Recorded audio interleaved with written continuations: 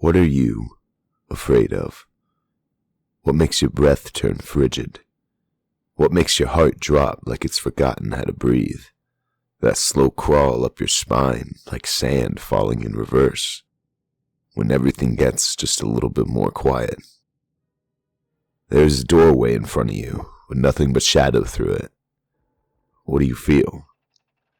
Is it the dark that is scary, or is it what could be in the dark? This is the principal foundation that Alien is based on. 1979's Alien, directed by Ridley Scott, is one of the ground staples of sci-fi horror, some would say the first of its kind. Not only is Alien still seen as one of the most groundbreaking horror films ever made, but its characters and story are still remembered and stand out to this day. Some even breaking through the fortified walls of cinema and changing it forever. Now aboard the Nostromo with me, my friends, as we take a retrospective view on Alien.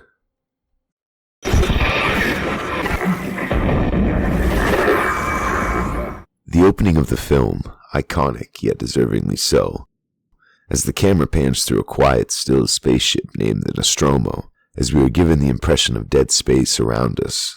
Nothing moves or breathes. The air itself seems stagnant and somber. We're taken through empty halls surrounded by oiled metal grates and small flashing lights in every direction, hexagonal pathways winding in and around large computer systems covered with dust.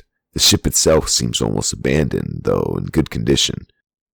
There is an immediate sense of uneasiness you feel.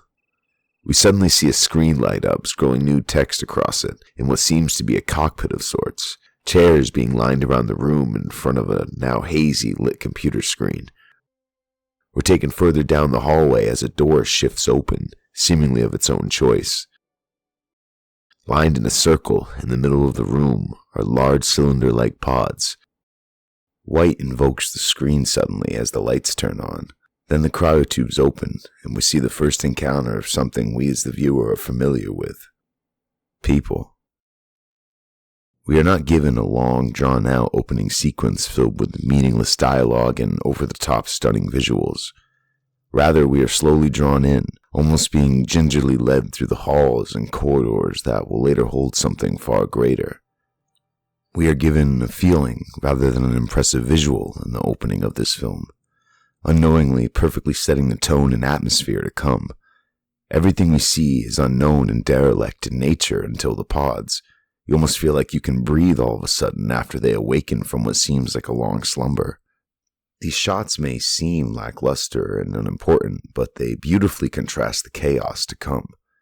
The first full scene of Alien, we aren't given this long, expletive narration of scene-hopping visuals to explain the world. Instead, we are just shown these people eating at breakfast, enjoying one's company, smiling and telling jokes, complaining about wages and time spent away from home, eating cereal and drinking a steamed cup of coffee. It's a perfect way to start a film like this, and you don't realize how perfect it is until the end. The beginning immediately throwing you off and giving you a sense of unease, then throwing you into a simple, relatable scene of what seems to be everyday people, gives you a false sense of security. The overall atmosphere of the unknown and what we don't see is just as important as what we do see. We are given what we need and nothing more, as the journey of the Nostromo crew begins. Now, we all know that Ripley is the focal view of the story, but back in 1979, watching for the first time, the film does a fantastic job establishing all the characters and breathing life into them, yet not revealing the focal character. It is not till the end we are shown Ripley to have been the main character. This element only adds to the fearful nature of Alien, as anyone could be next, giving us the lasting feeling of suspense and anxiety over the course of the waking nightmare. The crew set down on a derelict planet in response to a strange distress signal emitting from somewhere on the surface of this seemingly random passerby planet. Being awoke from hypersleep months earlier than they should have, the crew seemingly just wants to go home and finally be paid for their months and months of work and labor. But they still lead on to the distress signal. Captain Dallas, Kane, and Lambert don robust spacesuits and exit the Nostromo, setting foot on a planet below. For the first time, we have left the safety of the Nostromo ship, and are now thrown into an even more strange atmosphere and surroundings just when we begin to settle into the Nostromo. Ash, Ripley, Parker, and Brett, and Jonesy stay aboard. While the others embark on this seemingly dead-wasted planet, the winds howling through the endless mountains hidden by mist and dark skies. They stumble on the source of the signal, a crashed, gray ship atop a ridgeline. It seems to almost be in the shape of a horseshoe.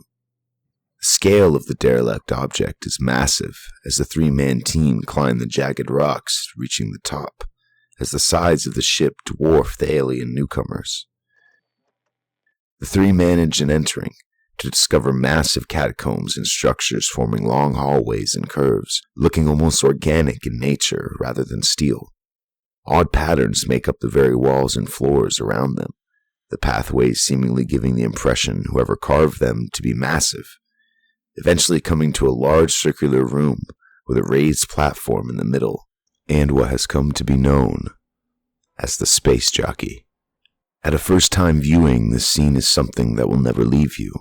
It certainly will never leave me, and until recently, in a series of questionable expansive installments, it would be something you would never understand.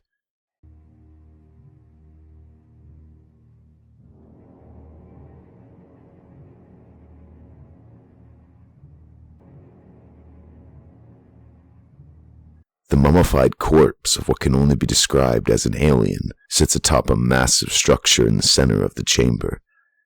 This creature sits or lays or is fused completely in a chair of sorts connected to a large cannon barrel-shaped object. The crew members are speechless at what they see before them. Not only is the creature 4 times the size of them, it has no distinction of body to chair. As they inspect closer, they discover the chest bones have been ripped open from the inside out. Whatever happened here happened a long time ago, but the remnants of something out of nightmares remains. Unknowingly, we have just seen our first blood trail of the creature. The sheer size of the derelict ship interior dwarfs our kind, giving the impression we are messing with something far beyond our understanding. Not until we uncover what lies deeper into the ship do we have answers. But these answers only lead to more questions of what happened here. Perhaps the unluckiest member of the Nostromo. Kane is the first to experience whatever did this is capable of, leading to something I will admit I have never found more frightening. Kane delves deeper into the ship, uncovering an absolutely massive chamber so large it has its own fog line. Kane propels down, looking like an ant crawling on a log. A blue light creates a line almost at knee height across the surface. Kane walks along a pathway further into the center of the chasm, until he comes across it. But there's not just one. Filing down a grid pattern almost into the fog, lay these waist-high, yellowish-green, egg-shaped figures. Kane shines his light into the closest one, revealing something disturbed inside moving, but he can't make out what it is. Then all of a sudden, the top opens up. As Kane slightly looks closer to see, the fleshy, pinkish insides move slightly for a moment. before something leaps out of the opening and slaps onto Kane's helmet, pushing him back. Kane falls to the floor, out of view. From here it is clear in our minds, we are not safe. We aren't shown how exactly, but Dallas and Lambert are able to make it back to the Nostromo with Kane incapacitated. They request to be let in, but Ripley denies them. Something is wrong. Something has attached itself to Kane's helmet. Under regulations, the three must stay in quarantine for a while before they can enter, but Captain Dallas demands, and Ash goes against Ripley's orders to open the blast doors, letting them inside.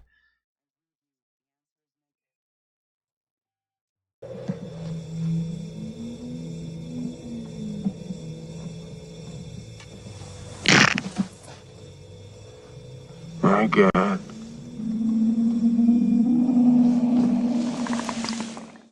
Kane is rushed to the medical bay, where Ash and Dallas remove his space helmet for the first time. The Facehugger. Perhaps the most iconic sci-fi horror creature of all time. Completely covering Kane's face, a spider-like yellow creature with long, thin legs wrapped around the back of Kane's head. At the base of the creature, a long, thinning tail wrapped itself around Kane's neck. Most disturbing of all, though, you can see what looks like breathing still being pushed up and down. We see the first life cycle of the creature. From an egg to permanently attach itself to one's face, while attempting to remove will cause death under acidic blood or strangulation of the host. All they can do is wait. These scenes are beautifully constructed opening acts, completely setting the tone for the rest of the film, building already an understanding and foundation of what Alien is. Fear of the unknown. Not long after Kane's containment, the crew awaken to find that Kane is stable. The creature attached to his face seemingly crawled off and died somewhere in the room. Kane lay asleep in the very room he was sanctioned to not knowing his fate. I really like this scene. As the characters enter the room, the camera is basically on the floor pointing up. You see Kane lying asleep in the middle of the room, and it really gives you this weird, uneasy feeling immediately because it's not something you would typically see. Ripley, Dallas, and Ash enter the room. Dallas and Ash start to search the outskirts, but Ripley searches the middle of the room where Kane is. As Ripley looks under the bed, there's this false scare as a trash can in the corner of the screen falls over. Ridley Scott himself has said this is a pretty cheesy scene, but I really like it.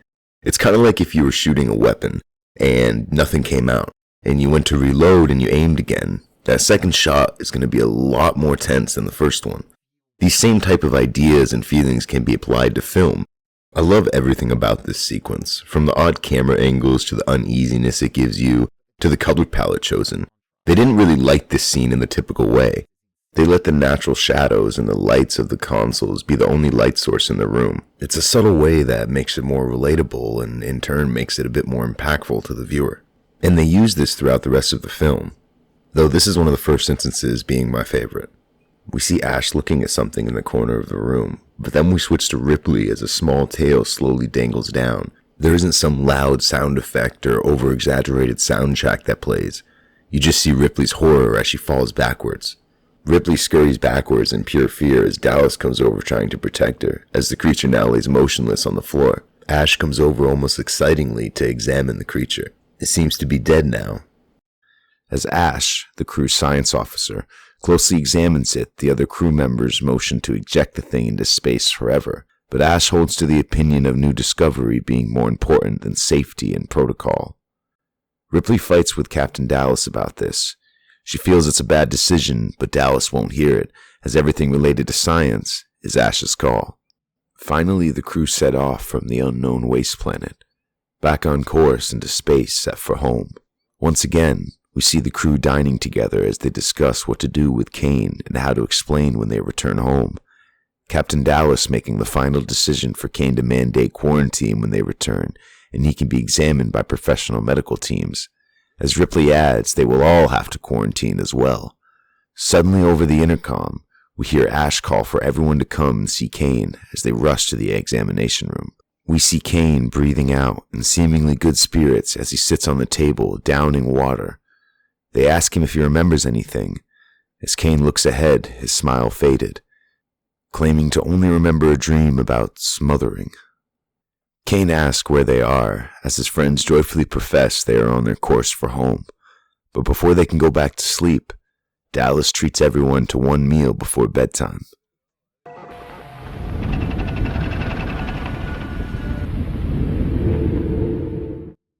One of the most fantastic things about Alien was it was so cleverly marketed, carefully contrasting advertising and trailers to specifically omit the creature, the official poster only showing a cracked egg, ensuring the complete shroud of the alien soon to be burned into people's minds everywhere. The Alien trailer is on many lists and polls of scariest trailers ever created. It helped establish a foundation for a good build to a great horror film. You can see its influence in countless horror and thriller films and shows made for the past 40 plus years. So much, in fact, that many of the aspects have basically become horror cliches at this point. The trailer mirrors against the film itself. Pacing is one of the most important parts of a good movie, especially a horror movie. Usually they follow a similar pattern.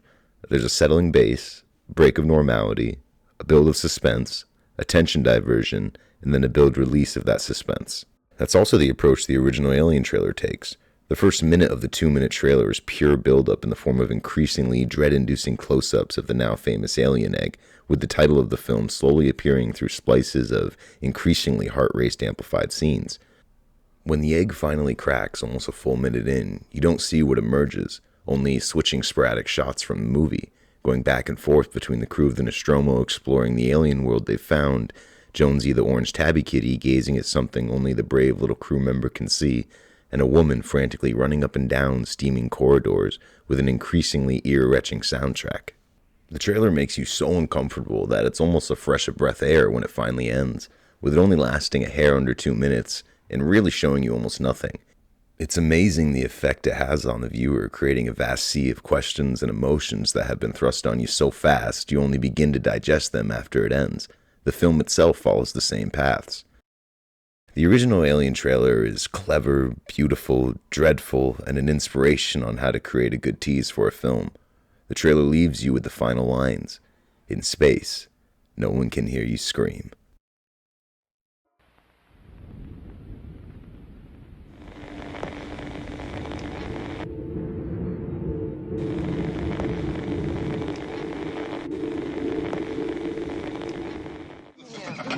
No, man. I don't want to talk about what it's made of. I'm eating this. What's the matter? The food ain't that bad, baby. Our very own Last Supper. The crew sit around a breakfast table once again, Kane now a company. One final meal before they go back into cryosleep.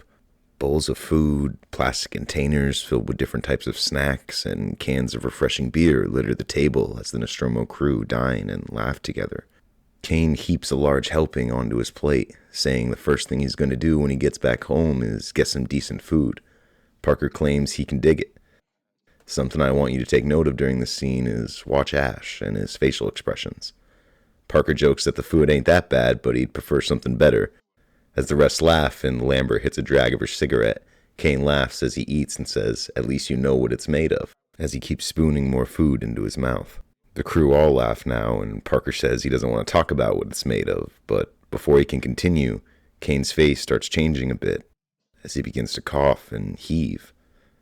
Parker smiles and pats his back, saying the food ain't that bad, but what seems like a small notion quickly turns into something unimaginable. The smiles and laughs turn to silence and grimace and worry as Dallas sits up, grabbing a hold of Kane's arm. Kane rises from his seat, gagging and retching, seemingly choking. The crew all stand up and go to Kane to try and help, except Ash, until Kane starts to convulse. Ash gets up and rushes to Kane as he falls on his back onto the breakfast table. Now retching and wailing in discomfort, unable to speak, Parker and Dallas and the rest try to hold him down as Kane spazzes out, his strength unusually strong as they fight to hold him down, trying to grasp his mouth open so they can lay a spoon between his teeth to stop him from biting his own tongue off. Brett, still with a match lit in his mouth, he holds Kane's legs as Parker continues trying to jam the spoon in. Kane opens his mouth wide and begins to scream now, writhing all over the place. 4 grown men and 2 women were not enough to hold him down. Finally, Kane lets out a blood-curdling scream of pure agony as his chest spatters with red. All of a sudden, the crew stare back and stop for a second in confusion and terror as to what's happening to their friend before them, unable to do anything but continue to try and hold him down as Kane now spazzes and writhes back and forth, more furiously than before, as he begs and screams with no words to come out. Until it happens. What follows is one of the most iconic, influential, and terrifying sights to ever be put to screen. Coiled up inside Kane's chest, alive and staring back at them, the alien. A small, pale-like snake creature with no eyes and sharp teeth rises from Kane's chest as he twitches and falls silent. The small creature stares back at each one of the Nostromo crew, bobbing its little head, its veins pumping gleamed with red. The crew, in utter shock, stand and stare for a moment, until Parker snatches a knife from the table and goes to kill it. Ash steps in and stops him, claiming not to touch it. For a moment, they all just stare at each other. The creature then opens its tiny jaws, revealing jagged, sharp teeth, as it lets out a manic screech and dashes across the table out the room and into the bowels of the ship, as the crew looks on in terror and appalling curiosity. As Kane is the first victim after what seemed like a speedy recovery, we witness perhaps the most iconic scene in the entire Alien franchise. The chestburster scene.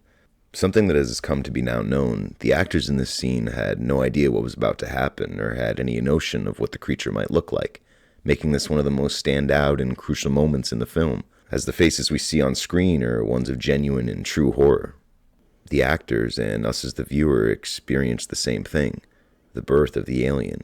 We mimic their own thoughts and reactions without even knowing it. This is something that is crucial in any film, but especially a horror film, as you have to make your audience feel and think the same as the characters do. It's part of the magic and illusion of movies that we love so much. Us, along with the crew, see what the creature is capable of at birth. In our dark parts of our minds, we wonder, what else is it capable of? But with the first casualty of the Nostromo also bursts the stuff of nightmares to grow within the very walls of the ship.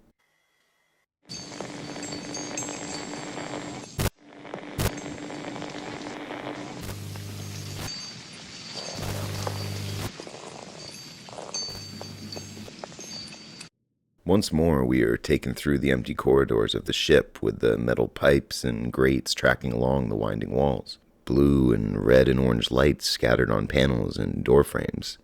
We then see Ash, Ripley, and Parker in the main control room, looking to a control base with a small green screen showing the wrapped remains of their fellow crew member and friend. With no words to say, the crew holds a small vigil for him, as they eject him into the cascade of space, forever to drift. The Nostromo ship slowly drifts alone as we pan out, seeing more clearly now the size of the ship, as something starts to itch the back of your head and you realize it could be anywhere. 2 teams. Ash, Lambert and I. Ripley, you take Parker and Brad. Now, anyone see this thing or catch it in the net that Parker is holding in his lap? Parker, I don't want any heroics out of you, all right? Catch it, put it in the airlock. Get rid of it. Now, channels are open on all decks. I want you to communicate. Keep in touch at all times, all right? Regrouping, we find the crew again around a table of prods and packs. Brett explains they're cattle prods. They're not strong enough to do any major damage, but they're discomfort nonetheless. Devising a plan to catch the monster lurking in their ship, Ash explains he created sort of a tracker that shows living creatures in the near vicinity with not much of a range, keying in on micro changes in air density. Spilling into 2 teams, the plan is to find it, zap it, catch it, and chuck the little bastard right out the air vent.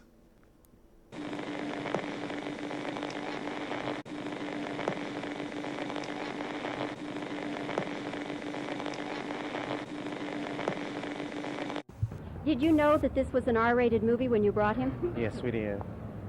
Are you sorry you brought him? Yes, I am. A review of Alien from the time around its release. By today's standards, Alien can be seen as somewhat standard and lackluster to some people when it comes to horror and gore and shock factor.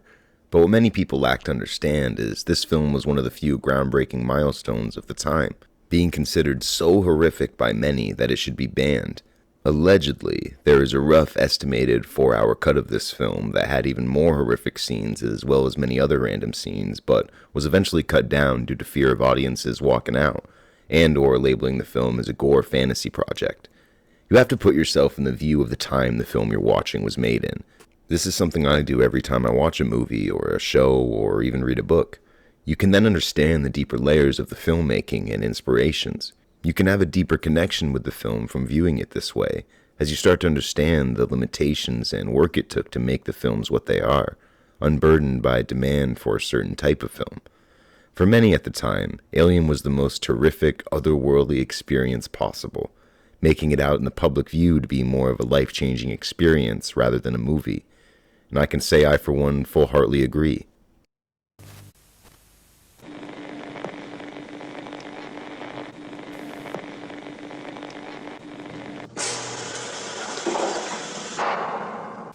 Back in the cramped metal corridors of the Nostromo, we find Parker, Brett, and Ripley treading the halls in search, Ripley pointing the way with the homemade transmitter, while Parker fixes the bugged-out lights. Ripley picks up a small signal beyond a coming door, though, entering into a somewhat storage room. They track the signal into the corner where a small crate sits, getting ready to spree on the creature. They open up the small door and begin to leap, but we are met with a furry orange, grumpy kitty as he hisses and runs away. Trying to grab him before he can escape, Jonesy the Nostromo crew flight cat gets away as he runs deeper into the ship. Brett lets him get away as Parker and Ripley have to explain they have to catch him for his safety and that they might pick him back up on the tracker. Brett follows after Jonesy as Parker and Ripley go on.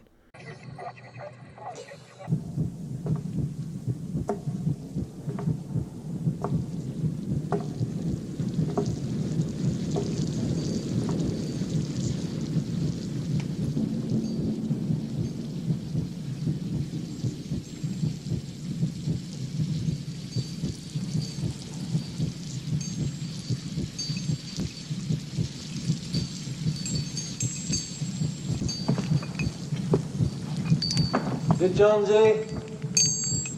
Jonesy. Kitty, kitty.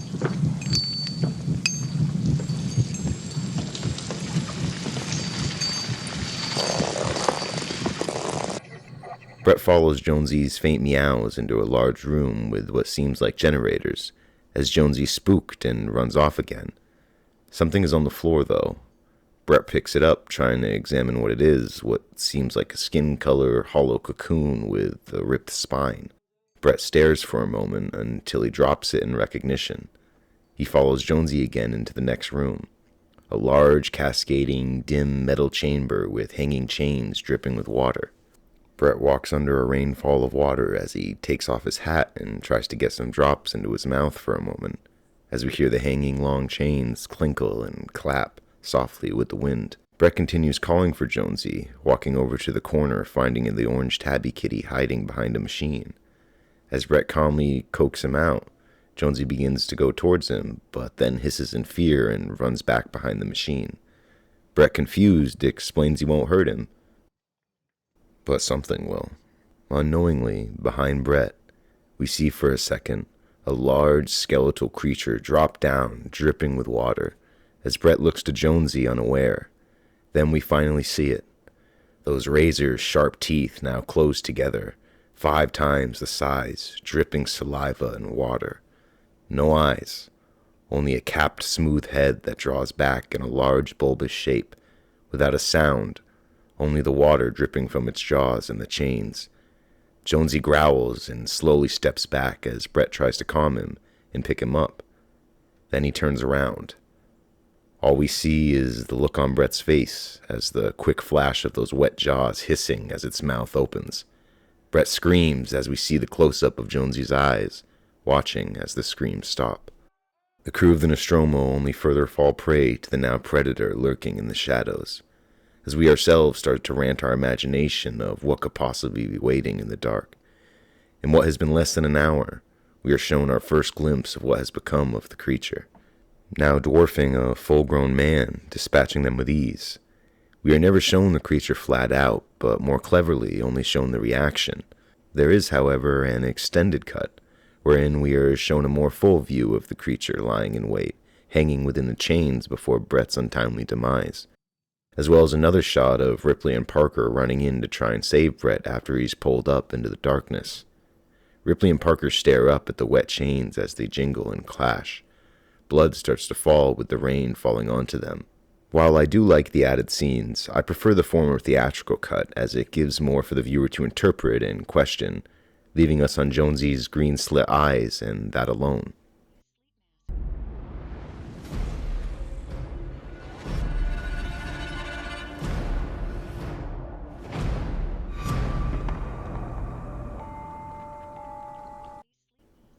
Ridley Scott, born November of 1937 in England, was a somewhat newer director at this time, his first film being The Duelist in 1977, with Alien following a few short years after in 1979. And it's something to be said to have his second film be as iconic and masterfully done as it is. Each shot in this film was carefully created, giving the overall feel of isolation with the large empty landscapes and barren derelict ships, to the industrial, cramped quarters of the Nostromo, only lit with blinking lights and accompanied with steam from the pipes and the waiting sound of something in the dark. With a very real and lived-in feel to the surroundings of the Nostromo, to the unknown-like structures of the derelict ship. With an aesthetic of 80s technology standardized for the far future, the film has an absolutely iconic feel and look to it, so much so that it has birthed an entire genre art style in combining new and old technologies in appearance and application.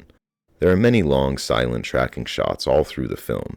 It takes its time showing you where you are and allows you to really get a feeling of immersion and on a level mind with the film itself. The long drawn-out shots of our characters' faces as they search the dark hallways or witness the stuff of nightmares. It all adds to a sense of understanding. These things can be very hard to pull off successfully in a film without feeling dragged on or pointless. But Alien does this to a masterful degree, in truly making you feel the way the film is. Many people helped and contribute to make Alien what it was. Dan O'Bannon and Ronald Shusett being key factors and brilliant contributors to the writing and story and overall feel of the film. It has to be said that these three men had an incredible way of working together.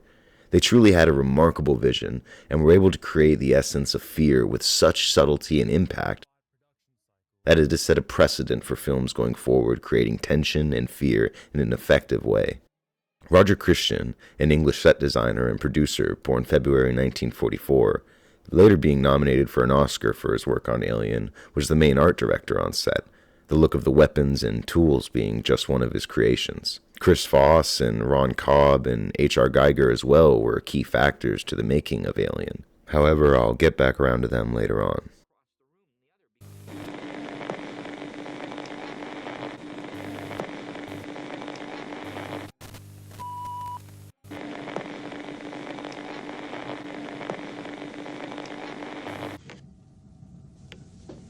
You found this laying there. No blood. No Dallas. We see Parker close up as he takes his head out of his hands, breathes out, trying to come up with the words, only muttering whatever it was big. Ripley describes it took Kane up into the air ducts, as the crew realizes it's using them to move around. With the threat now pressingly imposing, the crew devise a more hostile approach. Seeing the ducts lead to the main airlock, Dallas proposes they cut off all the remaining exits and drive it into the airlock where they can zap it into space. Ripley asks Ash if the science department has anything to contribute. Ash explains it has adapted remarkably well to the living conditions of the ship, particularly the temperature, and if they were to cause a sudden flux in this, it could drive out the creature, explaining most living creatures run from fire. With a new angle of operation, Captain Dallas leads into the air vents of the ship, while Ripley and Ash cover the main airlock. Parker and Lambert cover the maintenance opening. One of the finest scenes Alien has to offer, as we witness the claustrophobic ducts paved by flamethrower spits of light. We see a long, dark duct, Dallas at the end crouched in the cramped metal space with a flame unit, the end spitting flames. Unknowingly to the crew and the viewer, however, is the light was only leading to more darkness. As everyone gets into position, Lambert pulls up a reading of Dallas in the vents where a small blip displays him.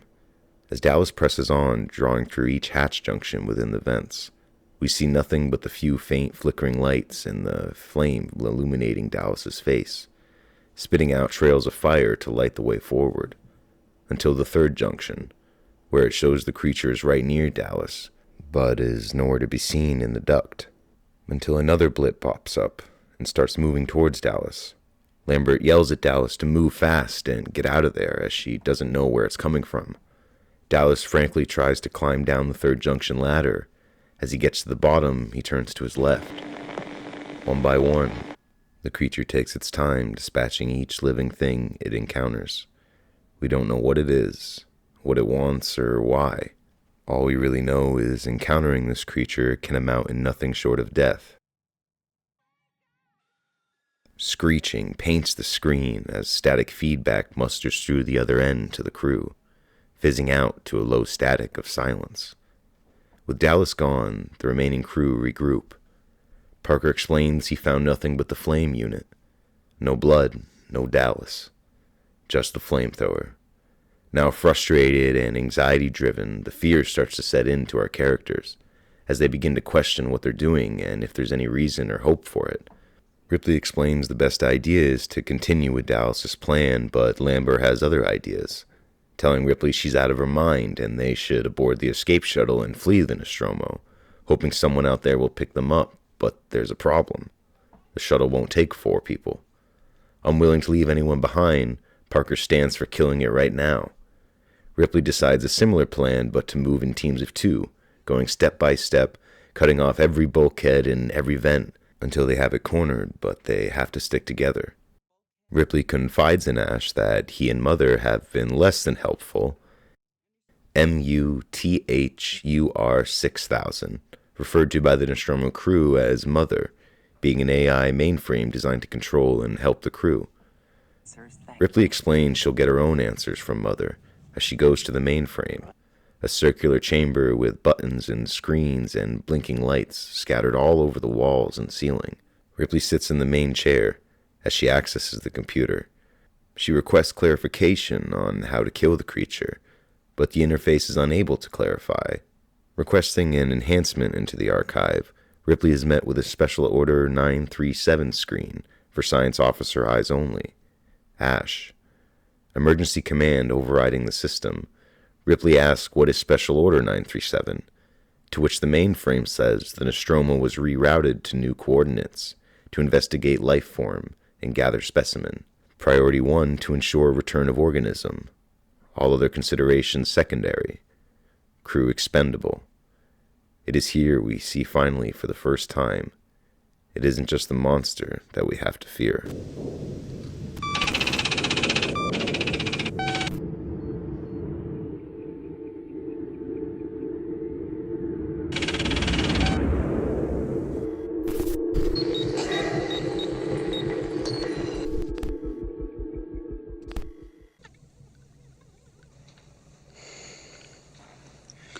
What was your special order? You read it. I thought it was clear. What was it? Bring back life form. Priority 1.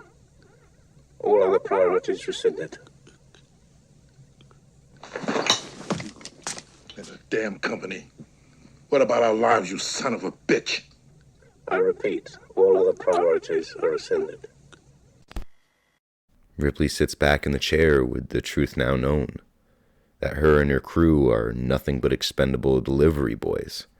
As Ash has entered the room and explains to Ripley there's an explanation for it all, but Ripley is done listening as she throws Ash to the wall and begins to cry. She leaves the motherboard room and tries to contact Lambert and Parker, but before she can, Ash closes all the access doors on her, trapping her in. After seemingly every attempt to dispatch the creature fraught, now with one of their own among the organization responsible for their route being changed, Ash seemingly snaps in a fit of madness, attempting to murder Ripley. A drip of something white drops down Ash's forehead as he grabs Ripley's hair, ripping it out as she tries to get away. But Ash grabs her and throws her against the wall, then onto a table. As she is incapacitated, Ash stares over her. as he rolls up a newspaper, shoving it into her mouth, and begins to choke her with inhuman strength. As she tries to fight him off, Parker and Lambert finally arrive and try to pry Ash's hands from Ripley, but they can't, as Ash takes his other hand and grabs Parker viciously in the chest as he screams. Parker is able to grab a metal extinguisher and swing it into Ash, causing him to violently spin out and flail around, scratching and spitting white liquid out of his mouth. Lambert and Parker help Ripley up, and then Parker slams the extinguisher up, causing Ash's head to fly off its shoulders, dangling down on his back. It is revealed Ash is an android. He continues to try and attack, but Parker beats him down until his headless body sputters out and stops moving as the white liquid starts to pour. Sent by the company only to acquire the derelict subject, Ash is an android sent by the company to retrieve the subject for the weapons division. It's seen that he's been protecting the creature all along. Ripley attempts to revive Ash's head, trying to gain more information. Ash awakens to tell them priority 1 was to extract the life form, all other priorities are rescinded. And Ash's final words, harrowingly, wishing the survivors a sympathetic farewell, for what they face is beyond them, the perfect organism, its structural perfection only matched by its hostility, a survivor unclouded by consciousness, remorse, or delusions of morality. They can't kill it. Out of options, except one.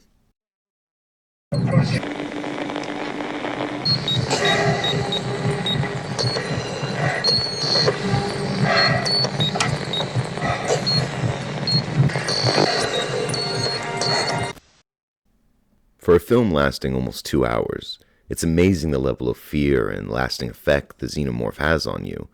With less than 4 minutes of screen time, around 3% of the film's runtime, even the shots and brief glimpses of the creature we do get are shrouded and shadowed. We don't really get a full screen view of the creature until the very end of the film. Not just the look and design of the creature, but the feeling and the energy you get from it are so impactful that it spawned the face of, at the time of this recording, 9 films, and a vast collection of comics and books and video games. If you have been to the movies, it's very likely seeing that blind, elongated dome head with a double mouth of razor-sharp teeth. You'll know exactly what is coming. You don't really notice as you watch, but this aids your investment and pulls you into the story and atmosphere. You're shown the creature through our characters' reactions and tones, their actions even beginning to be dictated by the dark killer that now stalks them, and your actions as the viewer begin to be dictated by the characters. It's brilliant. You feel the same as the characters do, as neither of us knows what the hell is going on. Every dark shadow and cramped corridor that was once calm, homely passage has now become a dread-filled void that eats at the back of your spine. What if? Even in the safety of our homes, sitting on your couch, you know there's not a giant blind lizard alien in the corner of your room. But what if there was? There are things that are very real within our world. There are things that are unexplained. There are things that really create a sense of dread and unexplained fear. We all know this as humans. That feeling is deeply ingrained within us over thousands of years of evolution. That feeling, that fear. It can take many faces and paths, and sometimes on the surface, what can seem just a figment of imagination can be very real.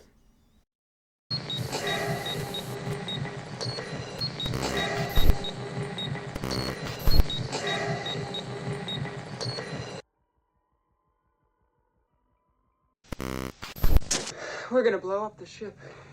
The remaining 3 members of the Nostromo object to launch an escape pod and blow the creature and the ship into the voids of space. It is here we enter our final act of the film. Ripley, Parker, and Lambert devise to gear up the escape pod, having 10 minutes to spare after they set the ship to blow. Ripley goes off alone to prime the shuttle. Parker and Lambert go to acquire coolant agents for the air support systems for their departure. Now, in a brilliant decision by Scott, we have previously seen each solo endeavor amount in being removed from the waking nightmare they face. But this time we follow the sole member, Ripley. As she primes the shuttle, she hears the faint cries of someone familiar. While being so simple, this scene is one of my favorites in the whole film, because it's not something you would typically see at the ending climax. But nevertheless, it is something every single viewer has on their minds, just like Ripley. This scene works so well and really shows Ripley's true nature and character. The viewer expects Ripley to meet her end here, but the film flips its tactics when we see Lambert and Parker now in the cooling room stocking up canisters. Ripley now slowly walks the corridors following the faint meows looking for Jonesy, finding him in the place where we were first introduced to this world, the bridge, scooping him up and laying him gently in a Space Cat carrier. We then see Lambert and Parker frantically trying to fill up cooling agents. We see the black shadow of something approaching. Lambert slowly turns as she is faced with horror. Towering over her, a skeletal, black, glistening creature stares her down. Its jagged jaws drip.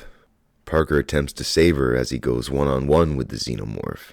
His attempts are in vain as the creature passes what it was born to do. The wet black jaws slowly open as Parker screams and tries to hold off the creature and yells at Lambert to run. A second mouth then juts out as Parker goes silent. Turning back to Lambert, she can do nothing but tremble in fear. Ripley frantically runs down the metal-grated hallways as she hears the cries and last breaths of her friends over the intercom. Static, then silence. At arrival, not only is Ripley faced with the scarring sight of the remains of her shipmates, she comes to the realization she is the last breathing thing on the ship. Or is she? Frantically, Ripley begins running back down the winding halls to the main bridge. She sets the ship to blow through a series of advanced codes and buttons in a chest slashed into the floor. 10 minutes.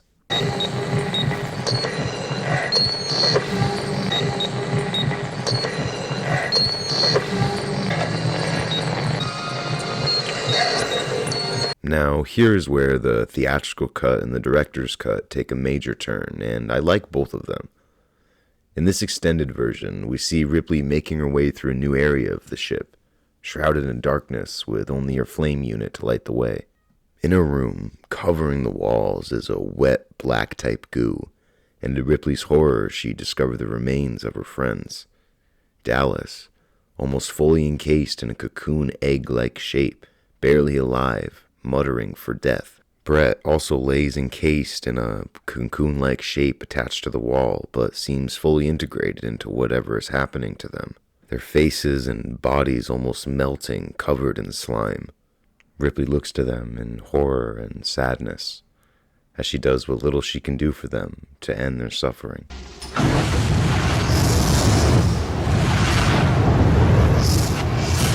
Ripley leaves and continues to the escape shuttle, picking back up with the theatrical version. I think this addition to the film is unnecessary, but it's welcome nonetheless. I feel it does once again take away from what was one of the best aspects of the film in the unknown. As in the theatrical version, it is left completely up to our own minds as to what has happened to the others. With this added scene, however, we are shown more what this monster can do, giving us a more directed view, which isn't a bad thing, just a different take.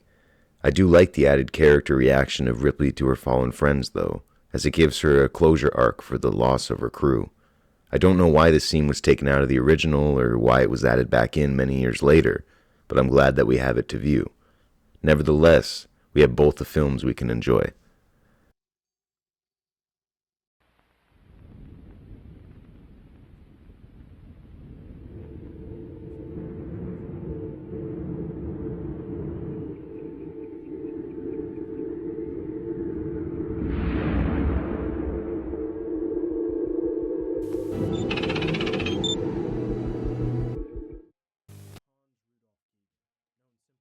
The practical effects applied to make this entity be forever burned into our minds is sheer awe-inspiring. H.R.Giger, a Swiss artist and designer born February in 1944, is the mastermind behind the alien that would become synonymous with its broad extraterrestrial definition. It was this man who created the original designs for the xenomorph, as well as many of the derelict set designs and aspects, while the more human space side was crafted by Ron Cobb and Chris Foss in works with Ridley Scott.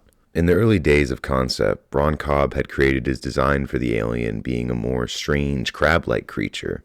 While not seeing fully eye to eye with Scott, Cobb's idea would be scrapped. But he would still contribute massively on set design, and funnily enough, was reportedly the one to pitch the entire acid blood idea. Eventually, Scott would find and become enamored with H.R.Giger's book called Necronomicon. He found his basis for his alien there. Gradually, down the line, I realized it made a lot of sense to have Giger design everything that was to do with the alien. That includes the landscape and the spacecraft. I, for one, absolutely adore the set design and atmosphere of this film. The first time I saw it, it just completely enveloped me into its unknown world. The whole film does such a great job really pulling you into the world. Fantastic effects, good acting, along with a great story, and brilliant minds in charge is just a wonderful recipe for success. One of the key factors to this immersive feeling is most the entire set was actually designed as one cohesive ship, where you could actually walk through and never leave the atmosphere of the Nostromo. Back around to the lighting, Ridley Scott paid close attention to the lighting in every scene with this in mind, which really pays off as the entire film feels very gritty and bare bones, but in the realistic, most perfect way. The effects in this film are just phenomenal. Where there are certain people who can particularly be credited, there were many people who worked hard and worked together on this film to make it what it was. You can just tell that within every frame that there was care and love put into it. There was a true vision to create something new, seen to fruition in such a real way. For all you youngins out there, I want you to pay close attention to this. There was a time in film where there were things called practical effects. Basically, the entire foundation and broad spread of the craft was built on this. It's everything from the alien suit being a real handmade, tangible thing with a real person behind it, to the metal glisten hallways of the Nostromo filled with blinking lights to the retro-bitted screens, the waste of the unknown planet to the dead catacombs of the derelict ship. It's all real. It's actually there in front of you in the actors. Not only does this look better dramatically to the $100 million CGI slop fest that we get now, but it helps the actors truly immerse themselves into the world they're in. And that goes the same for you, my friend, as the viewer, whether you realize it or not. When you see these things that are real, with real people and real creative, tangible things, your brain automatically associates it with real life, even if the events on screen are something of a fairy tale or a far-off world. You can almost truly believe that somewhere out there this could happen. Now, I'm not saying computer enhancements can't help a film out. There's even moments in this film where that's the case. The problem is, often movies nowadays don't know what the happy medium is. Rather, they tend to go absolutely, completely batshit off the wall in one direction, which creates situations and storylines that are just dragged down by the simple fact there's no way in hell any of what you're seeing on screen would ever happen ever. Creating no weight or realism in your film for the characters and the events is problematic. Even though you can be entertained, deep down you know it's all make-believe, and for some films that's okay, it works. But others, it can completely tear apart your vision. Alien and Aliens, which I'll get to in a future video, don't worry, are the building blocks of what filmmakers and storytellers should try to emulate. There is a good reason that, going on over 40 years later, the alien creature and the film's atmosphere and design is so beloved.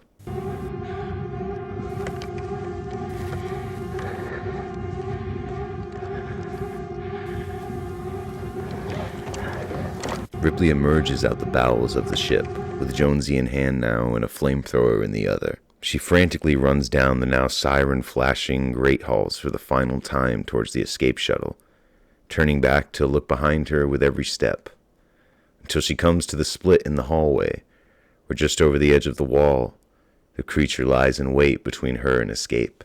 In a motion of, I'm sure, was sheer terror, Ripley drops Jonesy and slowly inches back the way she came, hugging the wall, as the Xeno peeks his head around the corner.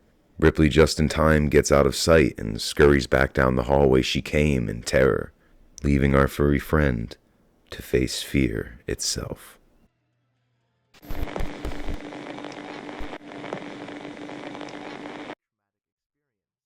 USCS's Nostromo crew member Jones, lovingly referred to as Jonesy, is my personal favorite character of Alien.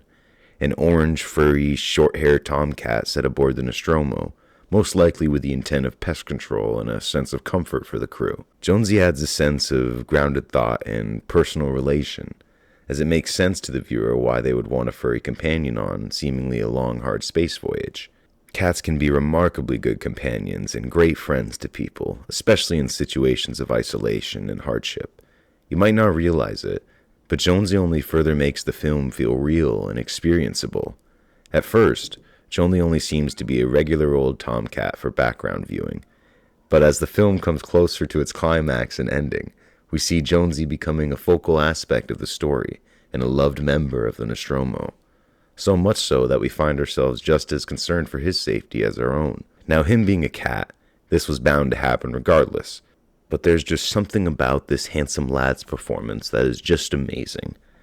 One of my favorite scenes is when Ripley hears his meows over the radio, having to delve back into the fire in a blind hunt for her friend.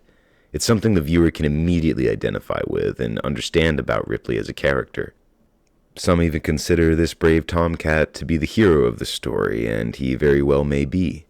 Jonesy, after all, being one of the only living things to have come face to face with the xenomorph and come out unscathed. There are many theories and stories that have surrounded him since the beginning of Alien's franchise craze. Some believe him to be a spy working for the alien in secret to further help dispatch the Nostromo crew, though I, for one, refuse to believe such slandering nonsense. Jonesy even is the proud model for an Alien book adaptation in Jonesy, 9 Lives of the Nostromo. One writer for the New York-based news website Insider by the name of Megan Cook listed Jonesy in the top 15 movie cats of all time, stating him as a survivor, as many fans would attest to. Others praised for the lovable feline, including titles of one of the best cats in all of cinema, which I believe he deservingly has achieved such a title.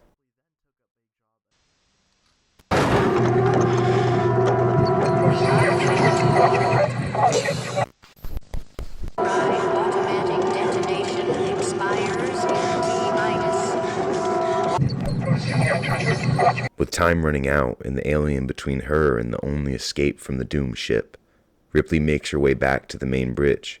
As the automated ship's AI system counts down, we see the first-person shots of Ripley running down the dark steam-filled corridors as the yellow and red lights flash, her breath wheezing out as she makes her way. The final 30 seconds of the override procedure begins to dwindle down. Ripley tries to halt the countdown sequence to buy herself more time to find a way out, rushing to turn the cooling unit back on with seconds to spare. But it's too late. The sirens blare. The countdown continues. With no other option, we run back down the same hall as she makes her final way through the corridors of the Nostromo. The film has now perfectly contrasted the early silent, calm shots through the halls of the ship, as we now see Ripley frantically trying to escape the now time bomb she's on. She climbs up the service hatch ladder. We return to the corner hall where she fled just moments before. Now her flamethrower perched and spitting, the burning flame lighting her way forward, accompanied by the non-stop yellow sirens in dwindling numbers. It is here we witness Alien in its prime, what the entire film has been building towards, the fear of the unknown. The last surviving member, with time running out and no options but to wage the coming dark. Sigourney Weaver gives her best performance in the whole series here, I believe. The level of fear and anxiety radiating off her at this point in the film is remarkable. Everything from the close-up shots of her eyes and the sweat drips down her face, to her manic breaths over the piercing sounds of imminent destruction. The flashing, contrasting blue and yellow lights against her shadowed face is masterfully done, as it not only encapsulates the very story itself from the bright, more flat color palette of the beginning to the now sporadic, anxiety-driven dark shades of the final hour. I just absolutely adore this part of the film and the filmmaking and the directing and the overall feel of this part of the movie. I just can't express it enough. Ripley turns the very corner she brushed with the creature earlier, but to her thankful surprise, she doesn't find it, but instead a more important crew member unharmed in his portable penthouse. She snatches him up. With her loving companion and flame unit in hand again, she makes her final stretch to the shuttle. The doors open. Ripley staggers through, literally throwing Jonesy through as the hallways she just came through begin to explode and burst with fire. Making it just in time, she seals the doors, with 1 minute to abandon ship. Ripley sets the ship to cast off as the final 30 seconds begin to dwindle down. The shuttle sets off.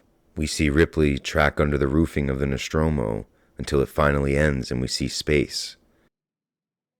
We see the Nostromo begin to grow small as she casts further away with 10 seconds left. She stares on, fixed to what was once her home that she believed would become her tomb. 3, 2, 1. With a fiery blue ball, the countdown ends, shaking the escape shuttle violently as Ripley closes her eyes, just hoping for it all to end. Maybe it's all just been a dream. And then it does end. The blue light dies as she opens her eyes to see the atomic remnants of her ship and her crew and the monster that beckoned it. For the first time, since the walls of the Nostromo were met with a new visitor, we are allowed to breathe a breath of air unburdened by fear. After Ripley breathes out and relaxes, it's finally over. Ripley does what I think any person would do and walks over to Jonesy, taking him out for some well-deserved snuggles. Reunited again, finally, with a kiss and a pat, she lays him down in his own cryo-sleep pod, where he can safely dream of fish and string till he arrives home.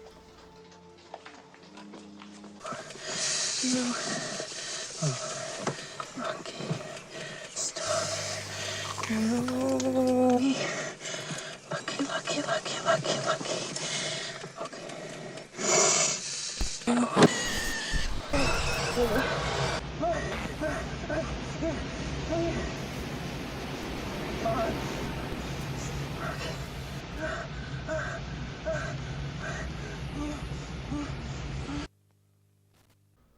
With Jonesy safe, Ripley finally relaxes as she discards her grease, sweat-soaked jumpsuit, priming the shuttle for SOS travel.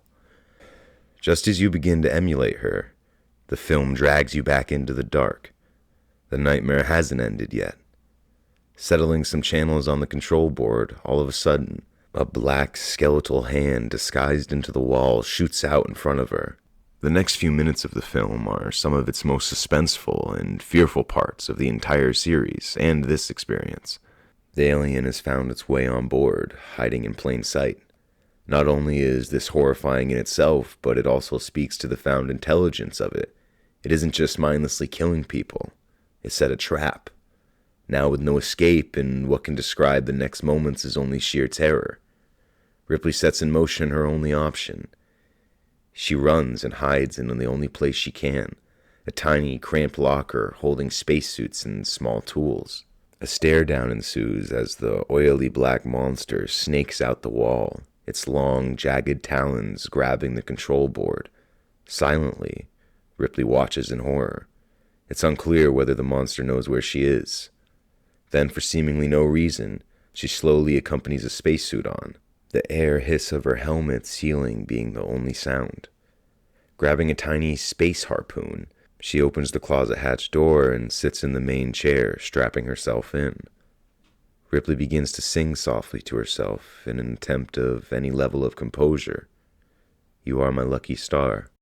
In what seems like madness, she sets off the steam vents, waking the creature violently as it screeches and crawls itself out the wall. Ripley continues to sing as she is met with the sight of nightmares. Unable to even look at the monster, she slowly turns her chair away and continues to sing now, basking for breath. After everything, we finally see a full view of the creature that has been stalking us. As Ripley turns her head, she finally comes face to face with the shadow in the dark. Crawling over her shoulder, jaws dripping, ready to strike.